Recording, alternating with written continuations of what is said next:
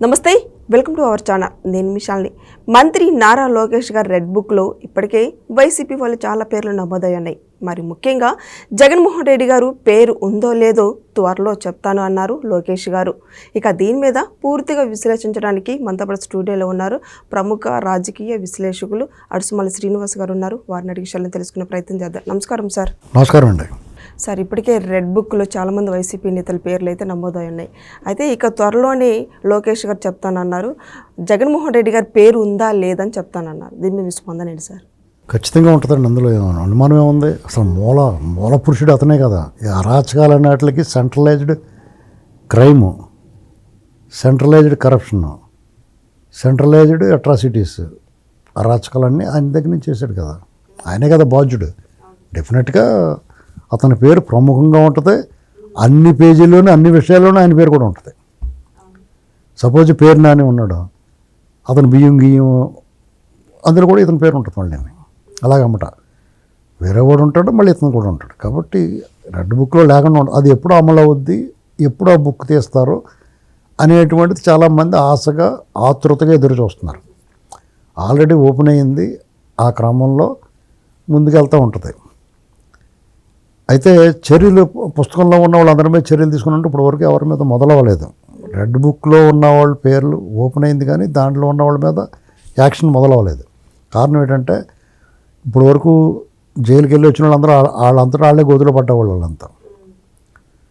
అది ప్రత్యేకించి red book కాబట్టి ఇందులో వీళ్ళు అరాచకం చేశారు, దీని మీద మనం చూడాలనేటువంటిది కాదేమని అదంతా.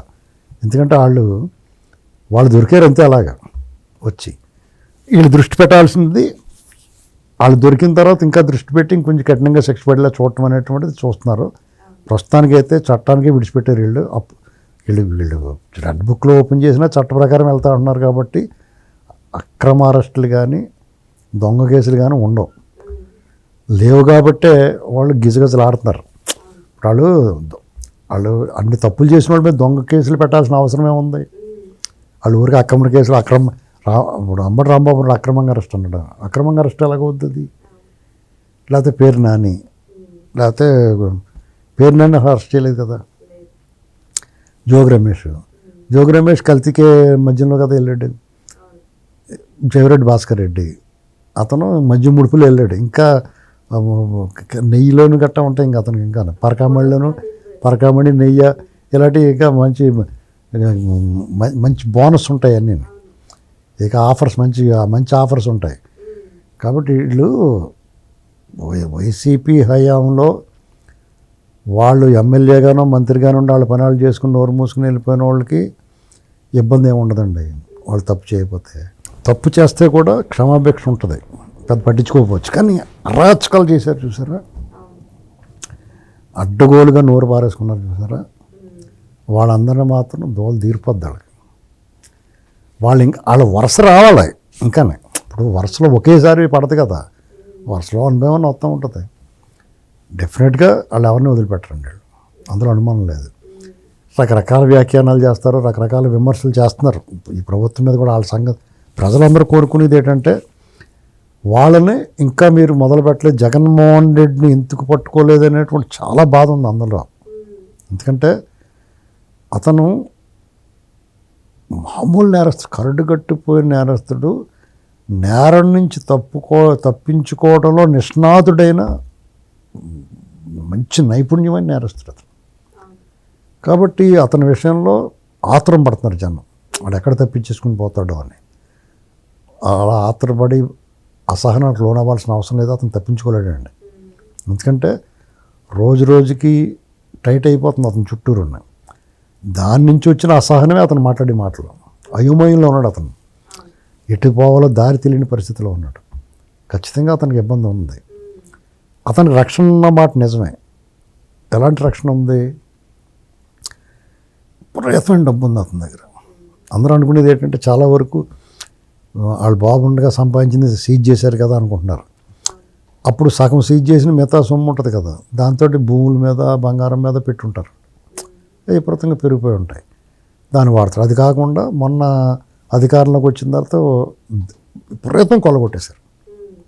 వాళ్ళ నాన్న ఉన్నప్పుడు దాన్ని కొల్లగొట్టిన దాన్ని 5 రెట్లు 10 రెట్లు కొట్టేశాడు. అలా కొట్టేయడమే కాకుండా ఇప్పుడు వాళ్ళు చేసి మంచి పనులు ఏంటంటే వాళ్ళకి వాళ్ళ పార్టీ బలంగా ఉండడానికి అతనికి చుట్టూరు ఒక రక్షణ కవచం ఉండడానికి కారణం ఏంటంటే రాజశేఖర రెడ్డి గారు ముఖ్యమంత్రి అవ్వకముందు కొంతమంది ఉన్నారు ప్రముఖులు, ఇవాళ ప్రముఖులుగా ఉన్నారు కొంతమంది. రాజశేఖర రెడ్డి గారు ముఖ్యమంత్రి అవ్వకముందు వాళ్ళ పరిస్థితి ఏంటి, ముఖ్యమంత్రి అయిన తర్వాత వాళ్ళ పరిస్థితి ఏంటంటే కంప్లీట్గా వాళ్ళు కావాలనుకున్నవాడు, వాళ్ళ మనుషులు అనుకున్న వాళ్ళు వాళ్ళ సామాజిక వర్గాన్ని అందరినీ సెటిల్ చేసుకున్నాడు ఏదో రూపంలో. అంటే వాళ్ళకి వర్కులు ఇచ్చి లేకపోతే ఈ దుబ్బేరను అని ఇచ్చేసి ఇలాంటివన్నీ చేసుకున్నాడు. జగన్మోహన్ రెడ్డి ఏం చేయడంటే రాజశేఖర రెడ్డి గారిలాగా అలా చేయలేదు. అతను తన ముఠాలో వాళ్ళు చేసుకున్నాడు. తన ముఠాలో ఎవడైతే చేరుతాడో వాళ్ళకి. కానీ రాజశేఖర రెడ్డి గారు వల్ల లబ్ధి పొందిన వాళ్ళు జగన్మోహన్ రెడ్డి 19లో అధికారంలో రావడం సహకరించారు, లోపల అభిమానం ఉంది. కానీ అతను ఏం చేశాడంటే ఆ అభిమానం ఆ సామాజిక వర్గం వాళ్ళని కూడా దూరం చేసుకున్నాడు.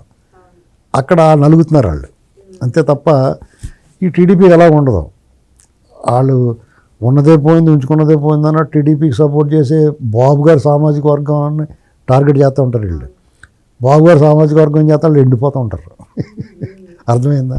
ఇది సహజంగా జరుగుతూ ఉంటుంది. వీళ్ళ స్టైల్ ఇది, వాళ్ళ స్టైల్ అది. ఇక్కడ రెడ్ బుక్ దగ్గరికి వచ్చేటప్పటికి వీళ్ళకి అందులో తన మన భేదమే ఉండదు. వల్లభనేని వంశీని అతను ఎవరో పోసాని కృష్ణమురళిని ఎవరిని విడిచిపెట్టలేదు.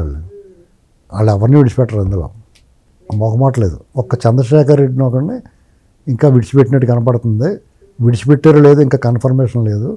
రేపో మాపో అతను కూడా పిలుస్తారు. కొడాలి నాని పేరు సార్. కొడాలి నానికి ఆపరేషన్ అయ్యింది కాబట్టి ఆగారు. అతను నాకు 6 నెలలు తగ్గిపోతే నేను వస్తా లైన్లోకి అంటే రైలు రాగానే తీసుకెళ్తారు. రావయ్యో లైన్లోకి వచ్చావు కదా అని. అతను ఎప్పుడు నాకు అన్నీ తగ్గిపోయి నాకేం పర్లేదు గట్టిగా యాక్టివ్గా ఉంటాను నేను అంటాడో అప్పుడే తీసుకెళ్తారు. ఎందుకంటే జడ్జి గారు కూడా చెప్తారు నేను గట్టిగా ఉన్నాడని చెప్పాడండి ఇతను అని చెప్తారు. ఇక్కడ చాలామంది మనకు తెలియంది ఏంటంటే రాజకీయ నాయకులుగా పార్టీలు వేరుగా ఉంటారు. వాళ్ళ వెనకాల బ్యాక్గ్రౌండ్, వాళ్ళ వెనకాల నెట్వర్క్ మనకు తెలియదు. ఎలాగంటే వాడు వైసీపీలో ఉంటే నోటికి వచ్చినట్టు మాట్లాడతాడు. వాడికి టీడీపీలో ఎవడో ఒకటితో మంచి క్లోజ్ రిలేషన్ బంధుత్వం ఉంటుంది. అవి మనకి ఆ టైం వచ్చినప్పుడు వాడు కాపాడుతూ ఉంటాడు. అనంతబాబు అయినా చంద్రశేఖర్ రెడ్డి అయినా ఇలా చాలామందికి మనకు తెలియని విధంగా అత్యంత అవినీతిపరుడైన అధికారికి ఎవడో టీడీపీ కూడా అన్న ఉంటాడు. అది ఆడి వరకు చూసుకుంటాడు, ఆయన కాపాడతాడు. కానీ ప్రజల కోణంలో ఆలోచించాడు. అలాంటివి కొన్ని జరుగుతున్నాయి. ఆ విషయంలోనే చంద్రబాబు నాయుడు గారు, లోకేష్ గారు, పవన్ కళ్యాణ్ గారు వీళ్ళు చాలా జాగ్రత్తగా ఆర్గనైజ్ చేసి దాన్ని వాళ్ళు దూరం పెట్టడానికి వాళ్ళు విశ్వప్రయత్నం చేస్తున్నారు. చాలా కష్టతరమైన విషయం ఇది. ఎందుకంటే ఆ టైం వచ్చేటప్పటికి ఎవడెవడో వచ్చి అడ్డం పడతాడు. అధికారులకి హెల్ప్ చేసుకుంటారు. ఇప్పుడు అధికారం ఉంటాడు, ఆ రాజకం చేసినాడు. ఇప్పుడు ఆ సంజయ్ ఉన్నాడు, అతని మీదకి సోదాలకు వెళ్దాలంటే మేము వస్తున్నాం సార్ చూసుకోండి అని చెప్తారు. అది మనం అనుకున్నంత తేలిగ్గా ఉండదండి. చట్టానికి పట్టించి కొట్టడం అంటే అంత తేలిగ్గా ఉండదు. దాన్ని అవన్నీ చూసుకుని చేయాలి. ఇప్పుడు రూత్లెస్కి వెళ్ళటానికి వీళ్ళు ఒప్పుకోరు, వెళ్ళరు. వీళ్ళు కర్ర వెరగకుండా పాము చావకుండా వాళ్ళు పనిష్మెంట్ పడాలనుకుంటారు. అది కొంచెం ఆలస్యం అవుద్ది. జగన్మోహన్ రెడ్డి రెడ్ బుక్ ఉంది. జగన్మోహన్ రెడ్డి మీద తీవ్రమైన చర్యలు తీసుకోవాలంటే కూటమిలో ఉన్న వాళ్ళే ఎవరో ఒకళ్ళు అడ్డం పడవచ్చు.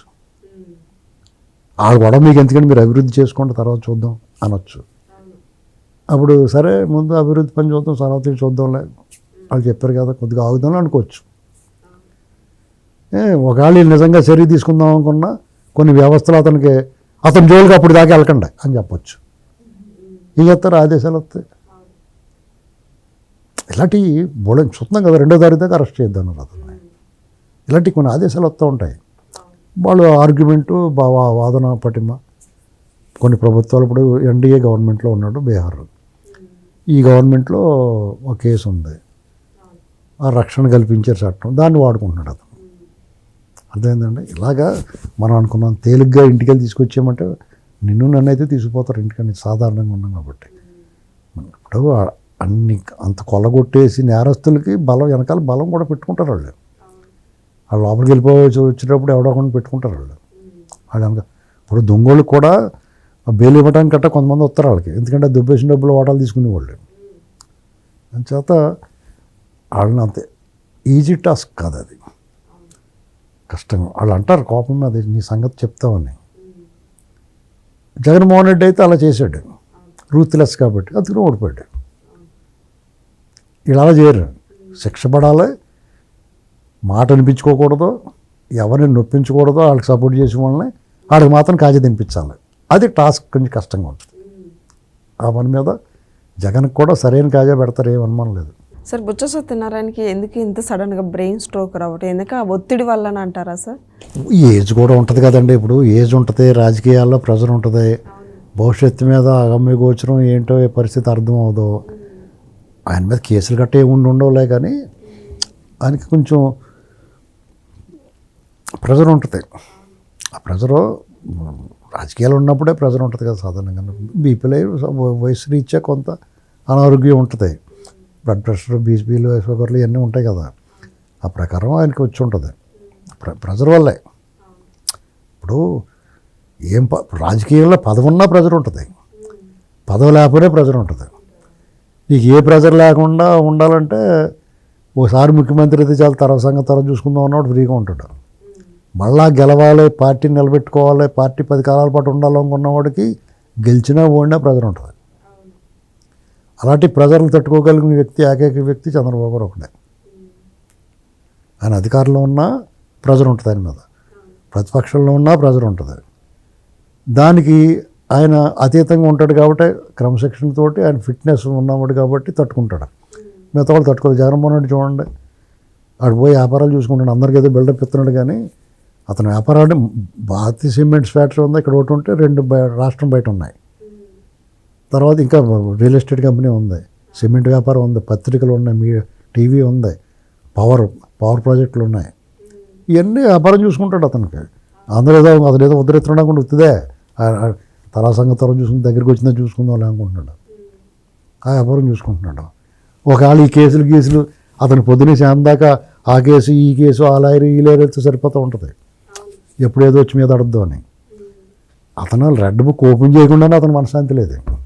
ఓపెన్ చేస్తే అసలు నిజంగా అతను ఓపెన్ చేస్తేనే బాగుంటారు, వాళ్ళు లోపల కూర్చోవచ్చు అనుకుంటున్నాడు. మీకు ఎప్పుడు ఇవాళ వస్తారా రేపు వస్తారన్న భయం కంటే ఒకసారి వెళ్ళిపోతే గొడవ ఉండదు. అదేమో వీళ్ళు ఆ రకంగా కూడా భయపడుతున్నారు. వీళ్ళు ఎప్పుడు వస్తారో తెలియకుండా, ఎప్పుడు మీద పడతారో తెలియకుండా. వాళ్ళు ఏమనుకుంటారంటే ఏదైనా ఇష్యూ వచ్చినప్పుడు, ప్రభుత్వానికి ఇబ్బంది కలిగినప్పుడు కపాలం డైవర్షన్ కోసం కూడా మమ్మల్ని ఎత్తేస్తారేమో అని భయం వేస్తుంది వాళ్ళకి. చేత రెడ్ బుక్ అనేటువంటిది ఒక నైట్ మేర్ అండి, రాత్రి నిద్ర పట్టదు వాళ్ళకి. Thank you sir.